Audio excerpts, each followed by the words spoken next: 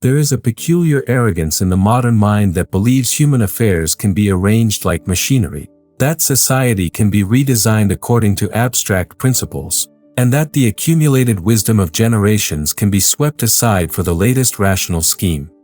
This confidence in planning, this faith in the power of technical knowledge to solve political problems, represents perhaps the greatest delusion of our age. I have observed, through decades of reflection on political activity, that the more ambitious our attempts to reorganize society according to rational blueprints, the more spectacular their failures become. The planners promise efficiency, equality, prosperity, yet their interventions consistently produce results opposite to those intended. Why does this pattern repeat itself with such depressing regularity? The answer lies not in the incompetence of particular planners, but in a fundamental misunderstanding of the nature of political life itself.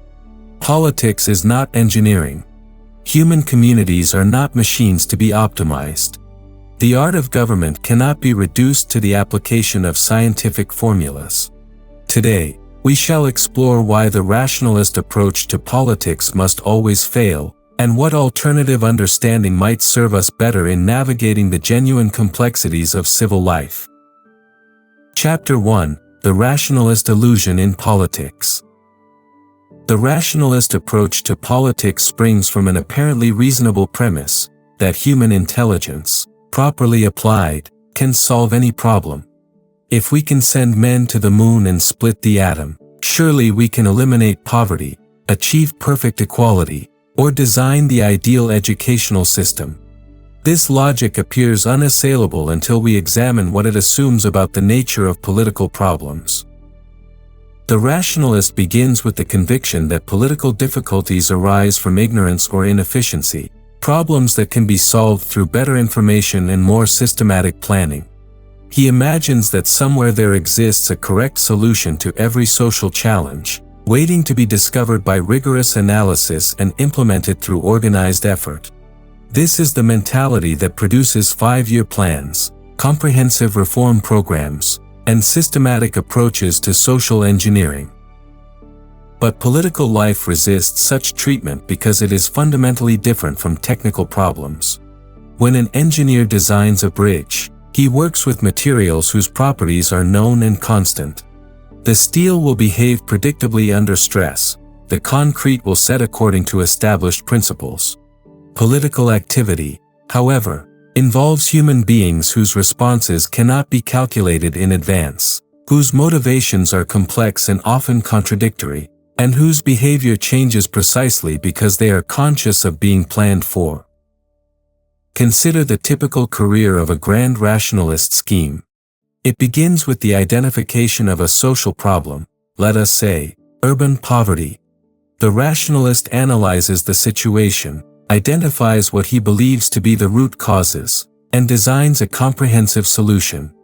Perhaps it involves housing projects, job training programs, educational initiatives, all coordinated through a central bureaucracy and funded by systematic taxation. The plan appears logical on paper. Each element seems to follow necessarily from sound analysis.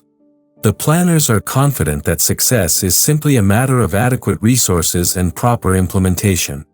Yet when the scheme is put into practice, unexpected consequences emerge. The housing projects become centers of social dysfunction. The job training programs fail to match workers with available employment. The educational initiatives encounter resistance from the very communities they are meant to serve. The rationalist typically responds to these failures by arguing that the plan was insufficiently comprehensive, inadequately funded, or poorly executed. What he cannot acknowledge is that the failure was built into his approach from the beginning. He treated political activity as if it were a technical problem, ignoring the reality that human communities possess their own internal logic, their own patterns of development, their own ways of adapting to change. This fundamental error, mistaking politics for engineering, creates a cascade of further mistakes. The planner assumes that resistance to his scheme indicates ignorance or self-interest that must be overcome through better education or stronger incentives. He cannot conceive that the resistance might reflect a deeper wisdom, an understanding of local conditions that his abstract analysis has missed. The rationalist mind is particularly attracted to the idea of starting fresh, of sweeping away inherited arrangements in favor of new designs based on current knowledge. This appeals to our natural preference for clarity over confusion, for systematic organization over apparent muddle. Yet this preference blinds us to the possibility that the inherited arrangements, however apparently irrational, might embody solutions to problems we have not even recognized. Chapter 2: The Wisdom Hidden in Tradition. What the rationalist dismisses as mere tradition, custom, or inherited prejudice often represents the accumulated wisdom of countless generations who faced similar challenges and discovered, through trial and error, what actually works. These solutions may not conform to abstract principles, may not fit neatly into systematic theories, but they have the supreme virtue of having been tested by experience. Consider the development of common law, that seemingly chaotic system that grows through judicial decisions rather than legislative enactment. To the rationalist mind, this appears inefficient and unprincipled. Surely it would be better to have a comprehensive legal code, systematically organized and logically consistent, designed by experts who understand the principles of justice. Yet common law has demonstrated a remarkable capacity to adapt to new circumstances while maintaining continuity with past wisdom. Each judicial decision draws upon precedent while responding to the unique features of the present case. The system develops organically, guided by practical wisdom rather than abstract theory.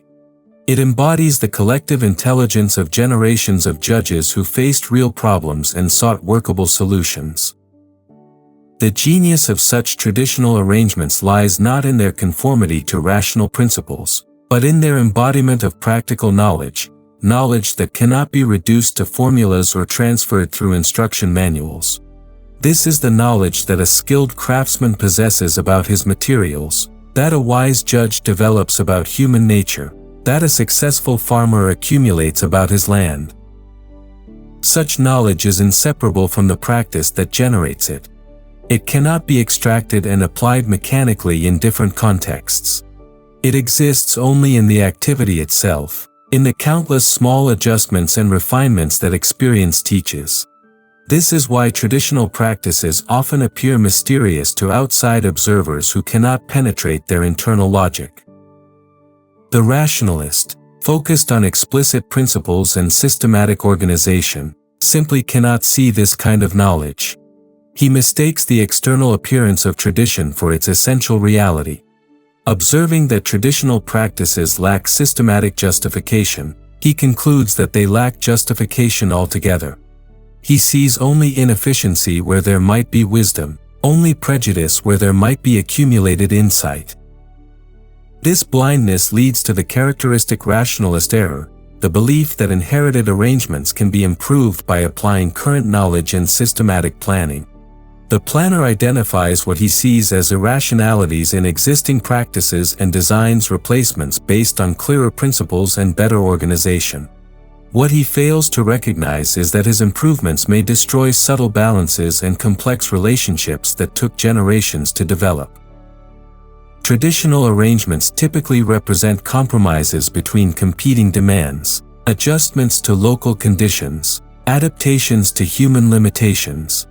They may appear inefficient because they serve multiple purposes, because they contain safeguards against various possible failures, because they accommodate the complexity of actual human motivation. The rationalist, seeking clarity and efficiency, designs replacements that serve single purposes more directly but lack the robustness and adaptability of what they replace. This is why rationalist reforms so often produce unintended consequences. The planner, confident in his analysis, eliminates what appear to be unnecessary complications, only to discover that these complications served essential functions he had not recognized. The traditional arrangement, however apparently irrational, embodied a practical wisdom that his theoretical knowledge could not capture. Chapter 3: The nature of political activity. To understand why planning fails, we must first understand what political activity actually is. Politics is not applied social science. It is not the implementation of principles derived from theoretical knowledge. It is, rather, a practical art, the art of attending to the arrangements of a community in such a way as to maintain its continuity while adapting to changing circumstances. This activity resembles navigation more than construction. The navigator does not create his route in advance according to abstract principles. He responds to wind and weather, to the characteristics of his vessel, to the particular features of the waters he travels. His knowledge is primarily practical, knowledge of how to read the signs, how to adjust to unexpected conditions, how to maintain his course without rigid adherence to predetermined plans. Similarly, political activity involves the continuous adjustment of communal arrangements in response to emerging circumstances. It requires the kind of practical wisdom that comes from intimate familiarity with the traditions and character of a particular community. The politician, like the navigator, must possess what I might call an educated intuition, the ability to sense what is appropriate in particular circumstances, what will work given the actual dispositions and capabilities of real people. This understanding reveals why technical knowledge, however sophisticated, cannot substitute for political wisdom. The social scientist may possess extensive data about demographic trends, economic patterns, behavioral regularities. But this information, however accurate, cannot tell him what ought to be done in particular circumstances with particular people who have particular histories and particular expectations. The rationalist planner assumes that better information leads necessarily to better decisions.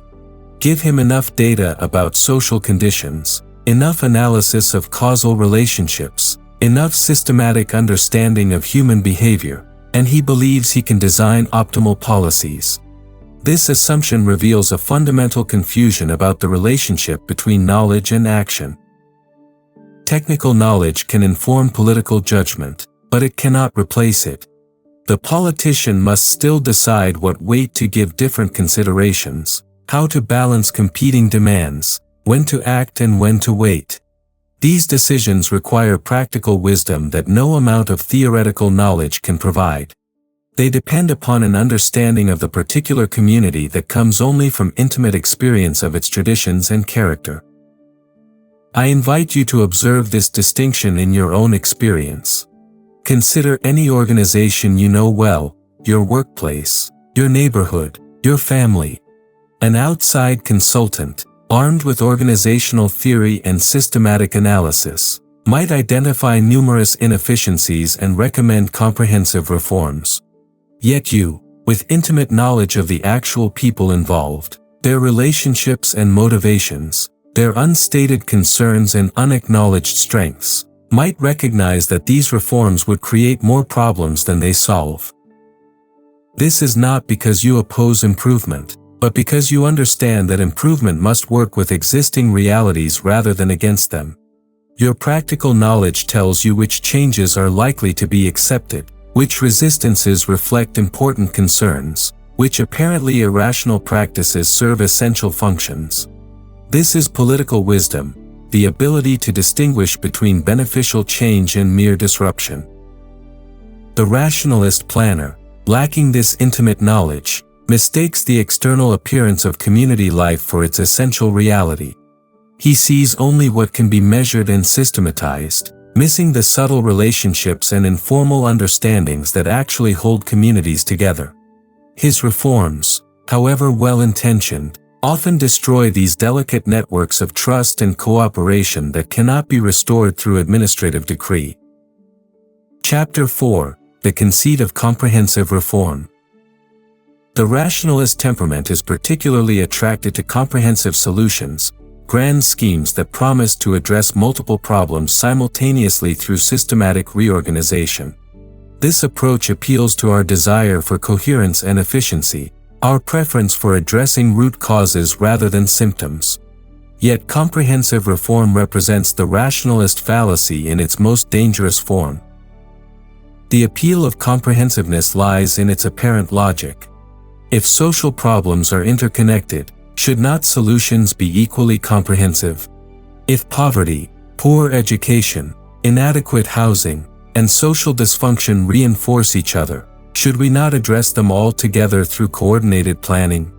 This reasoning appears unassailable until we consider what comprehensive reform actually requires.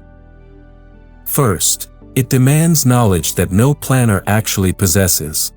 To reorganize multiple aspects of community life simultaneously, one must understand not only how each element currently functions, but how changes in one area will affect all others. This requires predictive knowledge of human behavior that simply does not exist. Human communities are too complex, too variable, too responsive to their own awareness of being planned for, to permit such comprehensive understanding. Second, comprehensive reform assumes that existing arrangements lack internal logic, that they can be replaced wholesale without destroying essential but unrecognized functions. This assumption systematically underestimates the wisdom embedded in inherited practices. Traditional arrangements typically represent adjustments to countless factors that planners may not even recognize as relevant. Comprehensive change risks destroying these subtle adaptations before their functions are understood. Consider the history of urban renewal programs that promise to solve the problems of inner-city neighborhoods through comprehensive redevelopment. The planners identified overcrowding, poor housing conditions, inadequate commercial facilities, and social problems. Their solution was to clear away the existing neighborhood and replace it with systematically planned housing projects, shopping centers, and community facilities. The logic appeared impeccable. The new arrangements would be more efficient, more sanitary, more rationally organized. Yet the results were typically catastrophic. The original neighborhoods, however apparently chaotic, had contained networks of relationships, informal economies, traditional institutions that supported community life. The planned replacements, however well designed by abstract standards, lacked these essential but unmeasurable qualities. The planners had mistaken the external appearance of community dysfunction for its essential reality. They saw only what could be quantified: population density, housing conditions, crime statistics. They missed the informal networks of mutual support, the traditional institutions that maintained social order, the complex relationships that gave meaning to residents' lives. Their comprehensive solution destroyed these networks without replacing them, creating social devastation that persists to this day. This pattern repeats across different domains. Educational reformers design comprehensive curricula that ignore the tacit knowledge of experienced teachers. Healthcare planners create systematic delivery systems that destroy the personal relationships between doctors and patients. Social welfare programs replace informal networks of mutual aid with bureaucratic procedures that undermine the very communities they are meant to serve. The failure of comprehensive reform reflects a deeper error: the assumption that human communities can be understood and manipulated like mechanical systems. This assumption ignores the reflexive character of human behavior, the fact that people respond to being planned for in ways that confound the planner's calculations. It ignores the organic character of community development, the way healthy communities grow through countless small adaptations rather than systematic reorganization. Most fundamentally, comprehensive reform reflects intellectual pride, the belief that current knowledge and systematic analysis can improve upon the accumulated wisdom of generations. This pride blinds planners to their own limitations, to the possibility that their understanding, however sophisticated, might miss essential features of the reality they seek to reform. Chapter 5: The Paradox of Unintended Consequences. Perhaps nothing illustrates the failure of rationalist planning more clearly than the persistent emergence of unintended consequences. The planner, confident in his analysis, designs interventions to achieve specific outcomes. Yet the actual results systematically diverge from his expectations, often producing effects opposite to those intended. This pattern is so common that we might consider it a law of political action. The more ambitious the scheme, the more spectacular its unintended consequences. Why does this happen with such depressing regularity? The rationalist typically attributes these failures to inadequate information, insufficient resources, or poor implementation. He assumes that better planning can eliminate unintended consequences through more comprehensive analysis and more careful execution. This assumption reveals a fundamental misunderstanding of why unintended consequences arise. Unintended consequences are not accidents that better planning can prevent. They are the inevitable result of treating complex human systems as if they were mechanical devices. Human beings respond to incentives, but not in the simple, predictable ways that planning requires. They adapt their behavior to new circumstances, often in ways that defeat the planner's purposes. They discover loopholes, develop workarounds, find ways to pursue their own ends within the constraints of the new system. Consider welfare programs designed to eliminate poverty by providing financial support to those in need. The logic appears straightforward. Poverty results from inadequate income, so providing income should eliminate poverty. Yet these programs consistently produce perverse effects. They create incentives for behavior that perpetuates rather than eliminates dependency. They reward family breakdown, discourage work, penalize saving and self-improvement.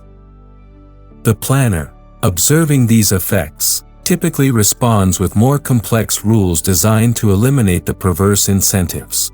But each new rule creates new opportunities for unintended behavior. The system becomes increasingly complex, bureaucratic, and removed from its original purposes. Rather than eliminating poverty, it creates a permanent class of welfare dependents and a massive bureaucracy to manage them. This is not because the planners lack good intentions or adequate resources. It is because they are attempting something impossible, the systematic control of human behavior through administrative means. Human beings are not passive recipients of government benefits. They are active agents who respond to incentives in pursuit of their own ends. These responses cannot be fully anticipated or controlled through systematic planning. The same pattern appears in regulatory schemes designed to protect consumers, workers, or the environment. Each regulation creates incentives for behavior that may defeat its purposes. Businesses find ways to comply with the letter of the law while evading its spirit. Complex regulations favor large organizations that can afford compliance costs over small competitors. Regulatory capture occurs as the regulated industries learn to influence the regulators for their own advantage. I invite you to reflect on this paradox in your own experience. Consider any rule or policy you have encountered that seemed reasonable in principle but produced problematic effects in practice. Perhaps a workplace regulation that increased bureaucracy without improving conditions. Perhaps a school policy that encouraged teaching to tests rather than genuine learning. Perhaps a traffic regulation that created more congestion than it eliminated. In each case, the problem lies not in the specific details of the policy, but in the assumption that human behavior can be systematically controlled through rules and incentives. This assumption treats people as if they were machines responding predictably to inputs, ignoring their capacity for creative adaptation to new circumstances. The rationalist dreams of eliminating unintended consequences through better planning. But unintended consequences are not bugs in the system, they are features of any attempt to control complex human behavior through systematic means. They arise not from inadequate knowledge but from the inherent limitations of technical approaches to political problems. Chapter 6. The corruption of political discourse.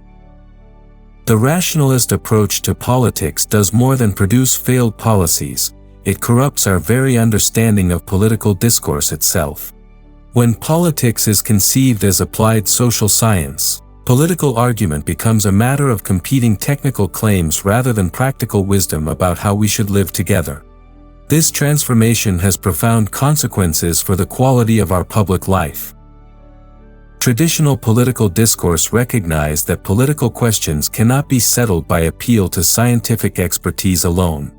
Questions about justice, freedom, the proper scope of government, the balance between individual liberty and communal order, these require practical judgment informed by experience, tradition, and moral insight.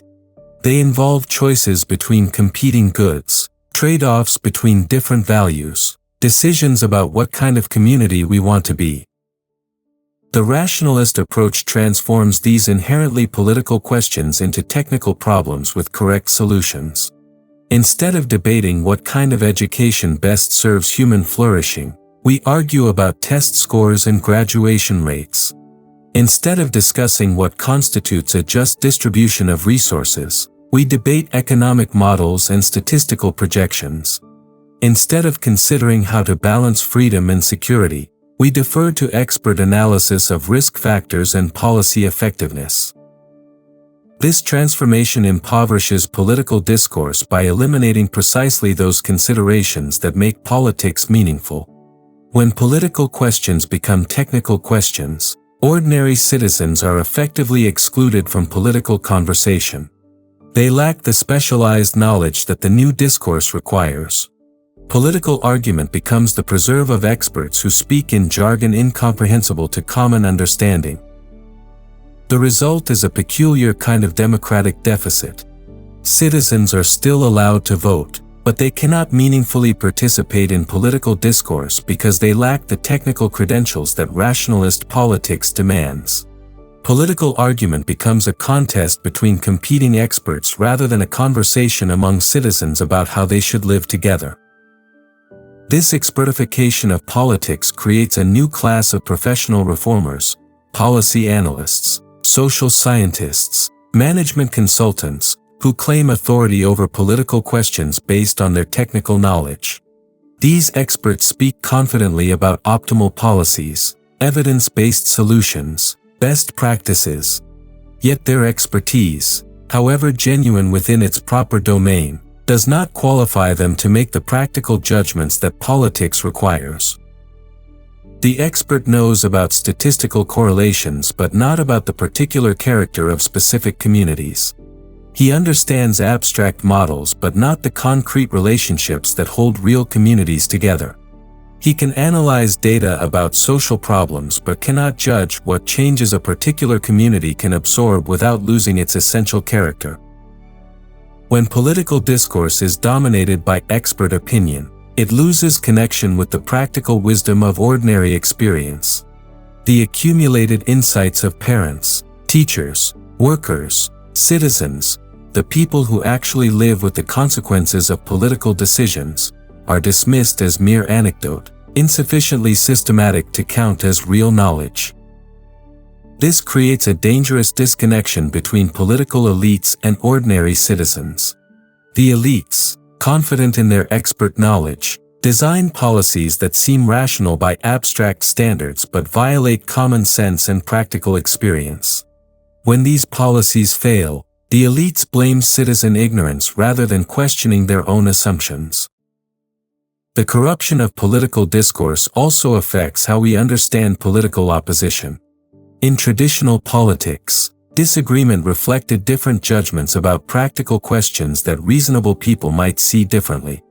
But if politics is really applied science, then disagreement must reflect either ignorance or self-interest. Those who oppose expert recommendations are either insufficiently informed or motivated by narrow concerns that conflict with the common good. This understanding eliminates the possibility of legitimate political disagreement.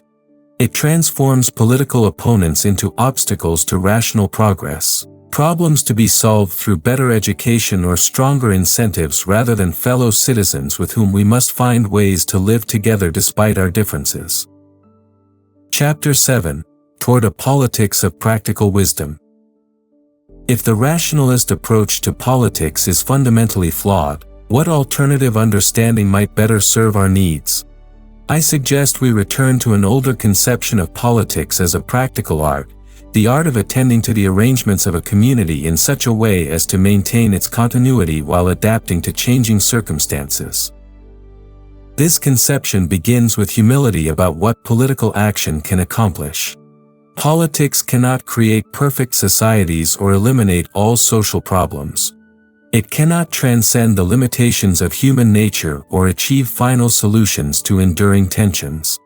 What it can do is help communities navigate particular challenges while preserving what is valuable in their inherited ways of life. Practical political wisdom recognizes that most political problems do not have optimal solutions waiting to be discovered through systematic analysis. Instead, they require judgments about how to balance competing goods, how to adapt inherited practices to new circumstances, how to maintain community while accommodating necessary change.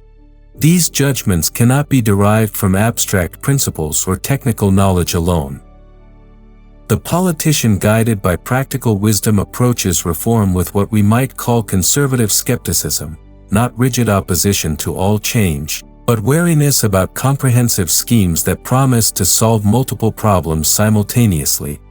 He prefers incremental adjustments that can be tested and refined through experience. He recognizes that change, even beneficial change, imposes costs that must be weighed against potential benefits. This approach values the wisdom embedded in inherited practices while remaining open to necessary adaptations. It does not assume that current arrangements are perfect, but it does assume that they embody solutions to problems that may not be immediately apparent to outside observers.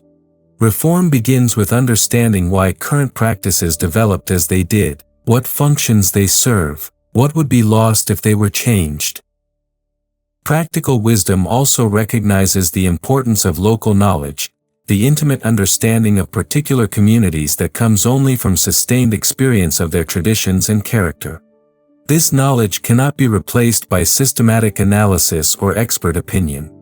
It exists only in the minds of those who have lived within these communities and learned through participation how they actually function.